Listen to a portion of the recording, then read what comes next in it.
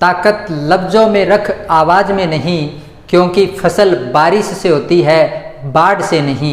नमस्कार साथियों, जय हिंद साथियों। किसी भी सब्जेक्ट को पढ़ने से पहले हमें उसके सिलेबस के बारे में जानकारी होना पहली कंडीशन है अपने आप में। तो आज हम इंग्लिश क्लास 12th का सिलेबस के बारे में डिस्कशन करेंगे। क्लास 12th के अंदर इंग्लिश की 2 बुक है। पहली बुक का जो नाम है वो है फ्लेमिंगो, और सेकंड बुक जो सप्लीमेंट्री के रूप में आरबीएससी में जो लगाई गई है उस बुक का नाम है विस्टास। तो दोनों बुक अलग अलग है। पहली बुक जिसके बारे में मैं डिस्कशन कर रहा हूं फ्लेमिंगो, इसके 2 पार्ट हैं। फर्स्ट पार्ट है वो प्रोज पोर्शन है जिसके अंदर गद्य भाग, या सेकंड जो पोर्शन है वो है पोइट्री के बारे में, यानी कि पद्य भाग के बारे में जानकारी दी गई है।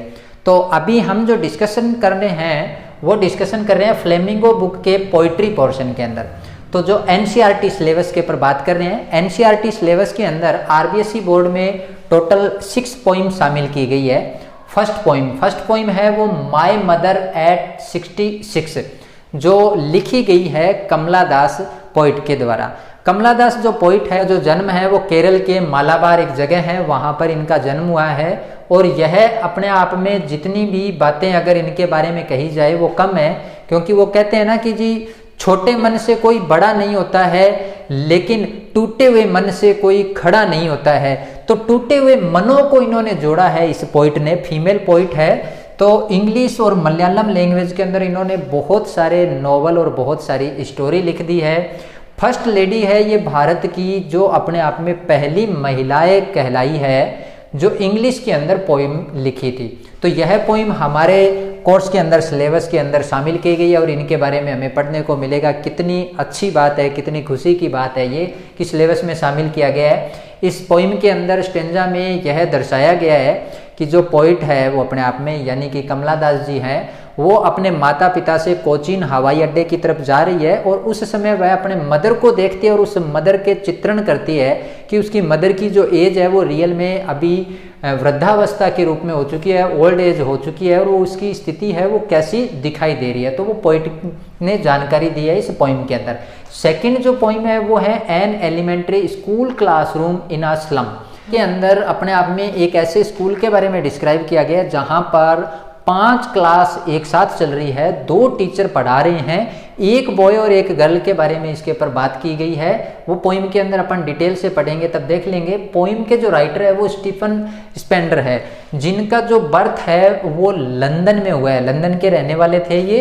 और इंग्लिश पोइम है, ये इंग्लिश पोइट है अपने आप में, यानी कि एक अंग्रेज पोइट है। और ख़ास बात यह है कि स्टीफन स्पेंडर हैं, इन्होंने बहुत सारे नोवेल और बहुत सारे ऐसे लिखे हैं और पूरे वर्ल्ड वाइड अपने आप में फेमस पोइट भी रहे हैं। इसका रीज़न ये है कि इन्होंने जितने भी मुद्दे लिखे हैं, जितने भी बारे में चर्चाएं की है, वो सारे के सारे हमारे सोशल इनजस्टिस के बारे में लिखा है, यानी कि समाज के अंदर क्या क्या अन्याय हो रहा है, समाज के एक दर्पण को प्रस्तुत किया है। इसलिए अपने आप में यह जो पोइट है वो वर्ल्ड वाइड अपने आप में फेमस है। और थर्ड नंबर की अगर मैं बात कर लेता हूँ, पोइम जो शामिल की गई है कीपिंग क्वाइट, कुछ इस तरीके से हम देख सकते हैं। सबसे पहले पोइट अपने पास में यहाँ पर जो चैप्टर पढ़ने को मिल रहा है उसमें माँ का दृश्य वर्णन किया गया है, फिर एक स्लम बस्ती।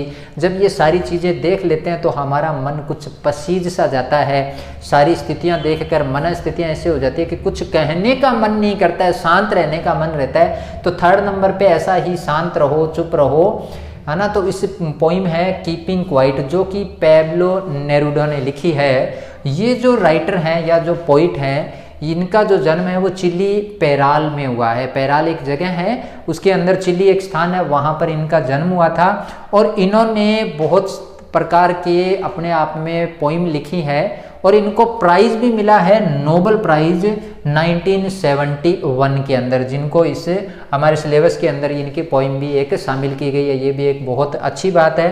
खास बात इनसे हमें सीखने को ये मिलती है कि जब ये 13 ईयर के थे, किसकी बात कर रहा हूँ मैं, पैब्लो नेरुडा की, 13 ईयर के जब थे तब अपने आप में ये इतने फेमस हो गए थे कि जिसके बारे में अपन कल्पना भी नहीं कर सकते।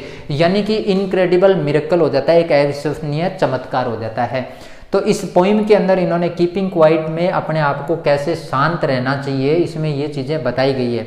हमें ये बातें सिखा रहा है कि समाज के अंदर जब आप जिस प्रकार, मान लो ये जो धरती है हमारी, इस धरती के अंदर पतझड़ में ऐसा महसूस होता है कि चारों तरफ जो धरती है वो मर सी गई है, क्योंकि कुछ भी दिखाई नहीं देता, चारों तरफ पतझड़ ही पतझड़ है। ऐसी सिचुएशन में कुछ समय बाद जब बसंत ऋतु आती है तो पृथ्वी वापस हरी भरी हो जाती है। यही स्थिति आदमी की बताई गई है इसके अंदर कि एक आदमी जब बिल्कुल शांत होता है, वो पतझड़ के भांति होता है और वो भविष्य की तैयारियां कर रहा होता है, कुछ अच्छा काम तैयार कर रहा होता है, तो वही इसके अंदर थिंग ऑफ ब्यूटी नेक्स्ट आ जाती है हमारे पास में। थिंग ऑफ ब्यूटी जो कि जॉन कीट्स ने लिखी है, 4th नंबर की पोएम।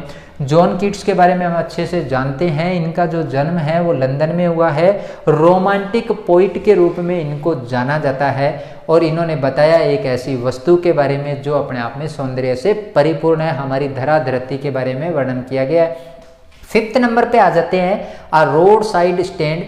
एक रोड के किनारे पर एक दुकान है, उसके बारे में चर्चा की गई है इस पोइम के अंदर। और रॉबर्ट फ्रॉस्ट के बारे में अपन जान लेते हैं थोड़ा। रॉबर्ट फ्रॉस्ट जो है वो इस पोइम के पोइट हैं। इनका जो बर्थ है वो कैलिफोर्निया यूएस में हुआ है। खास बात इनकी ये है कि जब इन्होंने बहुत सारी पोइम लिखी थी तो इनकी पोइम इनके यहाँ पर यानी कि यूएस में पब्लिश होने से पहले ही इंग्लैंड में पब्लिश हो गई थी। तो इनकी ये पोइम है जिसके बारे में अपन आगे नेक्स्ट पार्ट के अंदर चैप्टर में पढ़ेंगे। 6 नंबर पे आ जाता है आंट जेनिफियर्स टाइगर। तो इसके अंदर एक चाची है जिनका नाम दिया गया जेनिफियर्स। तो जेनिफियर एक आंट चाची, उनके टाइगर्स के बारे में डिस्क्राइब किया गया है इस पोइम के अंदर। इसके जो राइटर हैं या जो हम पोइट हैं एड्रिन रिच हैं, तो ये भी फीमेल पोइट है। तो कुल मिला के हमारे पास में इस सिलेबस में जो 6 पोइम शामिल की गई है, इसमें से 2 पोइट ऐसे हैं जो फीमेल है और बाकी रिमेनिंग जो 4 पोइट हैं वो क्या हैं, मेल पोइट हैं। तो इनके बारे में हमने थोड़ी थोड़ी सी ब्रीफ जानकारी प्राप्त कर ली है। अब सिलेबस में आने वाला क्या है, बोर्ड के एग्जाम में जब क्वेश्चन आएगा तो क्वेश्चन में हमें 2 स्टेंजा दिए हुए मिलेंगे। स्टेंजा का मतलब पद्य भाग, कविताएं दी हुई मिलेगी, 2 लाइन की, 4 लाइन की, 6 लाइन की। तो उन पोइम में से हमें क्या करना है, 2 स्टेंजा दिए हुए मिलेंगे, हमें उन दोनों में से कोई एक स्टेंजा को चुनना है जिसको हमें अच्छे से आता है और उस स्टेंजा के बारे में आपको लिखना है, उसका रेफरेंस और कॉन्टेक्स्ट लिखना है, जिसके आरबीएसई बोर्ड के अंदर कोर्स में निर्धारित किए गए 6 मार्क्स।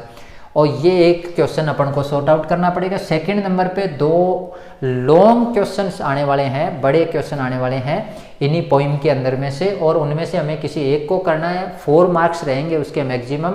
3rd नंबर पे आते हैं 2 शॉर्ट आंसर टाइप क्वेश्चन, यानी कि 2 छोटे क्वेश्चन आएंगे, 2-2 मार्क्स के हैं, 2-2 मार्क्स यानी कि 4 मार्क्स।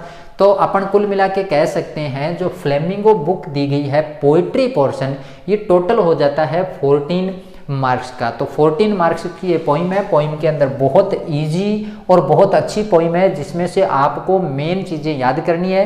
अपन 1 बाय 1 वीडियो के अंदर डिस्कशन करेंगे, एक एक स्टेंजा को लाइन टू लाइन एक्सप्लेन करेंगे, ताकि एग्जाम में कोई भी स्टेंजा आए तो आप उसका कैसे तो कॉन्फ्रेंस का रेफरेंस लिखेंगे, कैसे कॉन्टेक्स्ट लिखेंगे, ये लिखना भी आपको बताया जाएगा। तो ये था छोटा सा सिलेबस जिसके बारे में अभी हमने डिस्कशन किया। उम्मीद करते हैं आपको सिलेबस के बारे में पूरी जानकारी मिल गई होगी। फिर भी आपका किसी भी प्रकार का इंग्लिश से लेकर कोई भी क्वेश्चन है तो आप कमेंट सेक्शन में अपने कमेंट लिखिए, हम उस पे वीडियो बनाकर जल्द ही आपके सामने हाजिर हो जाएंगे। तब तक आप हमारे साथ में जुड़े रहिए और देखते रहिए हमारे वीडियोस। Thanks for watching.